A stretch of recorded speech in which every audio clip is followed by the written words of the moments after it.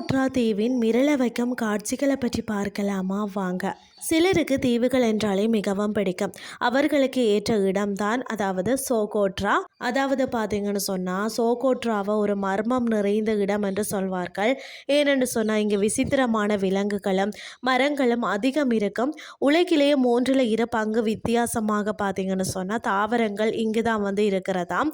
அனைத்திற்கு மேல் இங்கு வளரக்கூடிய அதாவது டிராகன் மரம் வந்து மிகவும் வந்து பிரபலமானதா. இங்கே பார்த்தீங்கன்னா வித்தியாசமான விலங்குகள் இருப்பதற்கு முக்கிய காரணம் என்று சொல்லப்படுகிறது. அதாவது இந்த நிலத்தின் வித்தியாசமான வெப்பநிலை மற்றது நிலத்தினால் விலங்குகள் தங்கள் குணத்தினை அந்த நிலத்திற்கு ஏற்றவாறு மாற்றிக்கொள்ளுதாம். ஆகையால் தான் பார்த்தீங்கன்னா வித்தியாசமான விலங்குகள் தாவரங்கள் வளர காரணமாகிறது. அந்த வகையில் இந்த இடத்துல நாம் சுற்றி பார்க்க வேண்டிய இடங்களை பற்றி பார்க்கலாம். ஃபஸ்ட்டு பார்த்தீங்கன்னா கடிப்போ. முதல் நாளில் வந்து சோகோட்ராவின் வந்து தலைநகரமான கடிப்போவிற்கு செல்லலாம். இங்கே நீங்கள் வந்து செல்றதுக்கு முன்னர் வந்து சோகோட்ராவில் உள்ள டூர் கைட் ஒருவரை பார்த்து வச்சுக்கொள்ளணும். ஏன்னு சொன்னால் இங்கே வித்தியாசமான ஹோட்டல்கள் எதுவுமே இருக்காதாம். சில நேரம் வந்து பார்த்திங்கன்னா டென்ட் அமைத்து தங்குவது போல தான் இருக்குமாம்.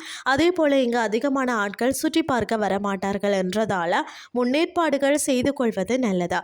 பிறகுதான் வந்து பார்த்திங்கன்னா தேட்வா அதாவது லகூன் தீவிற்கு செல்லலாம். இந்த தீவு பார்க்கிறதுக்கு அழகாக வந்து இருக்கும். நிறைய புகைப்படங்கள் எடுத்துக்கொள்ளலாம். பிறகு அங்கேயே வந்து இரவு டென்ட் அமைத்து தங்கிக் கொள்ளலாம்.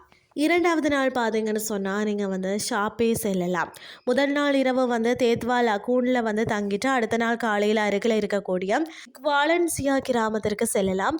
அங்கே வந்து பார்த்தீங்கன்னா போட் ரைட் சென்றுட்டு பிறகு வந்து சோப்பே செல்லலாம். சோகோட்ராவிலேயே பார்த்தீங்கன்னா இந்த பீச் தான் மிகவும் வந்து அழகானதா. அதிகப்படியான வந்து டால்பின்ஸை வந்து நம்ம பார்க்கலாம். அது மட்டும் இல்லாமல் இங்கு வந்து நீங்கள் படகுல சென்று கடலை வந்து சுற்றி பார்க்கலாம்.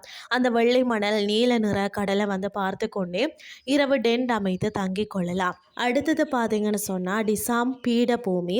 காலையில் நீங்கள் எழுந்ததுக்கு பிறகு நீங்கள் பார்த்தீங்கன்னா சோப்பேவில் இருந்து கிளம்பிட்டு நீங்கள் வந்து இக்வாலின்சியா கிராமத்திற்கு சென்றுட்டு அதே வழியாக தானே வந்து நீங்கள் இந்த டிசாம் பீடபூமிக்கு செல்லலாம். இந்த இடத்துல பார்த்தீங்கன்னா அதிகப்படியான வந்து டிராகன் மரம் காணப்படும். அந்த மரத்தில் இருந்து பார்த்தீங்கன்னா சிவப்பு நிற ரேசின் உற்பத்தியாகும். அது நிறைய வியாதிகளுக்கு மருந்தாக செயல்படுகிறது. அதற்கு பிறகு பார்த்தீங்கன்னா வாடி திர்கீர் கேன்யன் சென்று நேரத்தை செலவிடலாம்.